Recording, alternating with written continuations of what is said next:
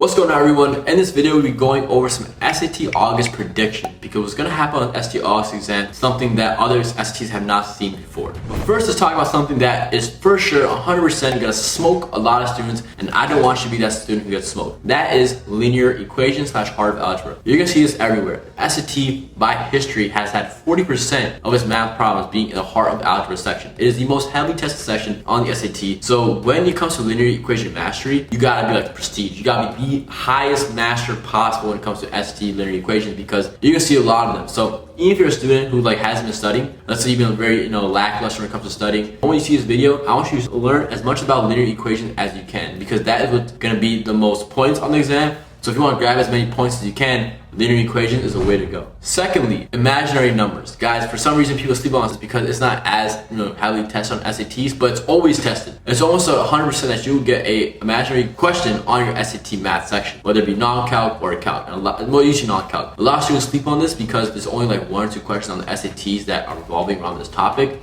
But why would you just not learn this and get the easy 1 or 2 questions correct? Why sacrifice and get those questions wrong so now you're automatically eliminated out getting a perfect score in SAT, which everyone should be going for. Even if you're 1,000 score, you want to get 1,600. That should be your goal, so you land somewhere among the 1,500, 1,400 range. Study imaginary numbers. Get that in your brain because it's a very easy concept and it's easy points, right? 2 questions can be worth 50 points sometimes. So let's get those questions correct. And now it's SAT reading prediction. The double science passage. You see this a lot, guys. The double science passage is becoming more and more popular because there's a movement, right, to make the SAT more factual information, not just narratives and some fiction. Science passages teach students, right? SAT is obviously a learning exam. It's an exam that teaches students or assesses their understanding of your aptitude and general information and be able to comprehend math, so you get the idea. A non-fiction piece of text like the science passage is something that is very good on SAT because it's a school exam. So having a school passage where the students are learning and actually have education information is something that just college boys are gonna love. That's why we see these dual SAT science passages, which means that now the SAT science passage is something that you gotta be a master at.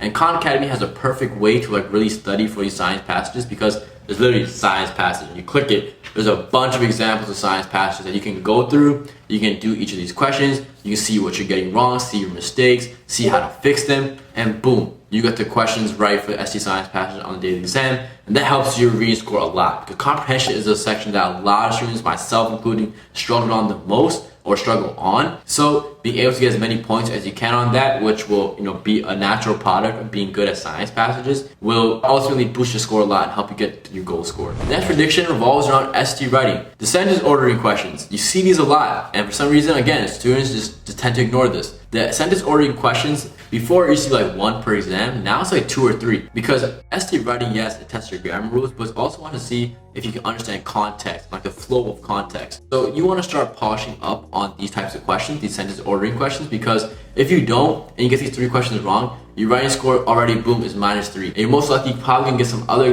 minor questions wrong, and you won't get as many questions right as you can. And these sentence ordering questions are very easy because here's the exact way to solve them. All you gotta do is look for the sentence in question. So let's say it says where sentence 5 should be placed, right? Look at sentence 5. Sentence 5 will most likely talk about something that needs context, right? It'll say it was cool. So you're what is it, right? And then you gotta read where the it is introduced, and that's where sentence 5 should be placed after. This is the exact process you gotta apply for every single sentence ordering question. It's super easy once you get it. Like I said, guys, it's very easy. Students just tend to ignore it because it means reading more or it's a harder question. But it's really extremely easy. It's very easy points that you can get on the exam. Be sure to match the sentence ordering question. The next prediction is another writing prediction. Guys, semicolons. For some reason, students just tend to ignore semicolons because they're too scared.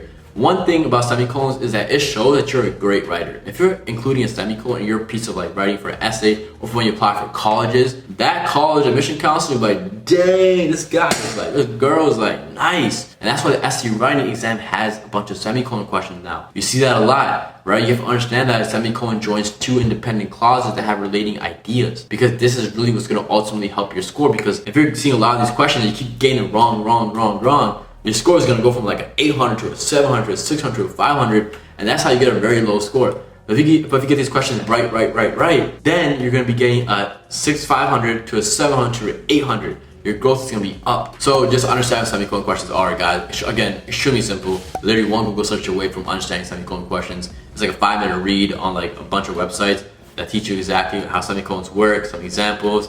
Run through them, you'll become a pro, using your own writing. It's easy points and helps you the rest of your life. And my last prediction, and these questions are becoming extremely popular now. I see them way more, even on the calculator section, which I didn't really see them before. That's circle questions. Circle, circle, circle. It's something that scares a lot of students, right? Luckily, circle questions are extremely easy, right? The only things you gotta know are the equation of a circle, how to find the center of a circle given 2 points on the diameter, like the endpoints of the diameter, right? How to find the inner angle given the circumference, given the radius. Convert a circle formula into a vertex form and vice versa, how they relate. And lastly, completing the square, right? You have to understand how to complete the square, which helps you when it comes to vertex form questions as well as circle questions. Circles are questions that are, again, very easy. I just told you the exact thing you need to know. Once you master them, you're getting at least an 80 to 90 point boost on your ST math score just because of how heavily circle questions are appearing now. And a question that's becoming extremely popular is, it'll give you a circle question. The equation is this, right? On the graph for the circle,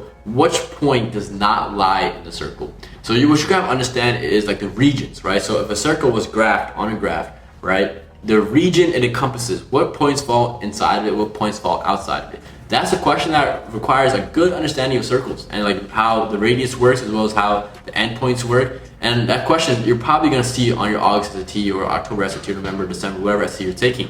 Because again, these SATs love including these circle questions now. So you're going to see that, and that's the question that really tests your understanding of circles. So College Board is going to love putting that on, and it's going to love smoking a lot of students. But if you're a student who studies it, you're not going to get smoked. In fact, that one question might be worth 30 points. So boom, easy 30-point boost.